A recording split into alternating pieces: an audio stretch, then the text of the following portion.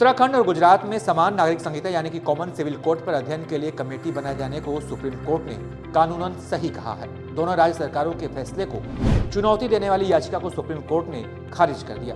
Court ने कहा है कि कमेटी के गठन संविधान से राज्य सरकारों को मिली शक्ति के दायरे में आता है। सिर्फ कमेटी के गठन को चुनौती नहीं दी जा सकती है। पूरी कहानी आपको विस्तार से बताएंगे, लेकिन उससे पहले समान नागरिक संहिता होता क्या है इसे समझ लीजिए। समान नागरिक संहिता को अंग्रेजी में कॉमन सिविल कोड कहते हैं। समान नागरिक कानून के मुताबिक पूरे देश के लिए एक समान कानून के साथ ही सभी धार्मिक समुदायों के लिए विवाह, तलाक, विरासत, गोद लेने के नियम एक होंगे। आपको बता दें कि हमारे देश में अभी भी धार्मिक मामलों में अलग अलग कानून लागू होते हैं, लेकिन समान नागरिक संहिता आने के बाद से सभी के लिए एक ही कानून होगा। गोवा एकमात्र ऐसा राज्य है जहां समान नागरिक संहिता कानून लागू है। इसी तरह उत्तराखंड और गुजरात सरकार भी अपने अपने राज्यों में ये कानून लागू करवाना चाहती है। इससे पहले इस पर अध्ययन के लिए कमेटी बनाई गई है और इसी कमेटी के खिलाफ याचिका लगाई गई थी, जिसे सुप्रीम कोर्ट ने आज खारिज कर दिया।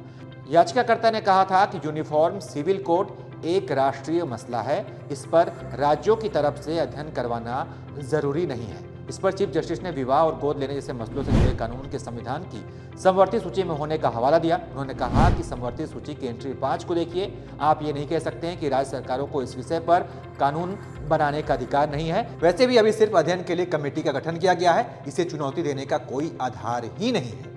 दोनों राज्य सरकारों ने जो किया है वो संविधान के अनुच्छेद 162 के तहत राज्यों को मिले अधिकार के तहत सही है, यानी कि कोर्ट ने इसे सही ठहराया है। आपको बता दें कि उत्तराखंड सरकार ने पिछले साल 27 मई 2022 को सुप्रीम कोर्ट की पूर्व जस्टिस रंजना प्रकाश देसाई की अध्यक्षता में एक विशेषज्ञ समिति का गठन किया था।